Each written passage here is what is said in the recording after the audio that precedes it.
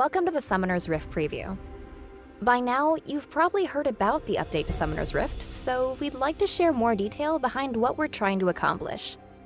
Let's start with clarity. For us, this is about making all gameplay information more readable.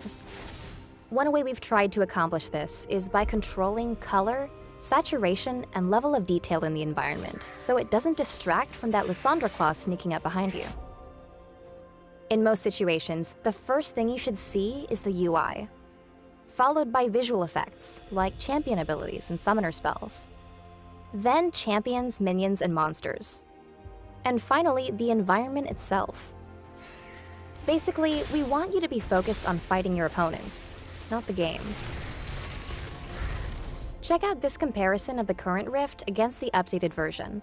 The navigation mesh, which dictates where you can and can't move, is partially obscured by the environment on the current map.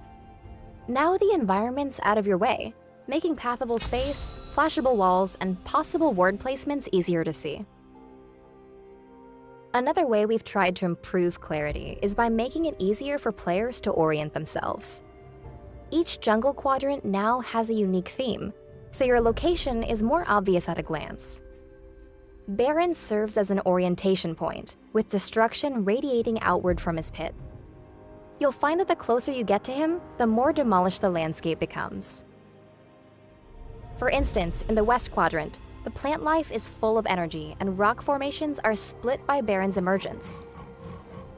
In the East Quadrant, the natural beauty of the forest was kept safe from his influence. Even though both are home to blue buff, they're visually different enough to let you know exactly where you are. We want Summoner's Rift to be the place we play together for years to come. For this update, we've chosen a handcrafted art style that we think will grow and evolve over time, just like the rest of the game. Thematically, jungle monsters feel much more at home on the Rift, and better communicate their power levels.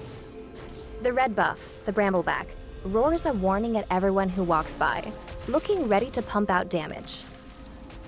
Compare him with the Krugs.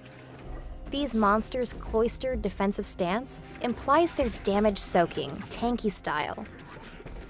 Each jungle camp sports a bit more personality as well. The Merkwolves emerge from their cave, ready for the hunt, and the Gromp is just adjusting to his new weight class. The two bases are just as distinctive. They share similar architecture, but their differences come from animal inspirations. Red base features an owl motif and curvilinear shapes, whereas the blue base is inspired by a stag theme and blockier shapes. In the middle of the map, the two sigils meet, and you can see a side-by-side view of their differences. Red minions wield axes, continuing their curvy shape language, and blue minions carry on their more square traditions, swinging warhammers. These different weapons and armor combine with brighter color saturation to help readability. For Dragon and Baron, we added an element of ceremony, elevating their status beyond that of the jungle monsters. Take a look at Dragon. Menacing and imposing, he's very protective of his territory. In combat, Dragon's finally spent his ability points, and his new abilities better reflect the damage he puts out. Baron's new look is complemented by a redesigned kit that shows his status as the toughest boss on the Rift, and indicates how much damage he can do. His new abilities and attack pattern should feel less random, helping teams decide when to fight over this important objective. Please keep in mind that nothing's 100% complete yet, and that there are still months of effort ahead.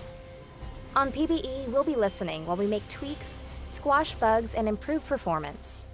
By the time the update launches, you can expect near identical performance on your machine. Along the way, check in at the Summoner's Rift Hub, where you can share in the evolution of the map.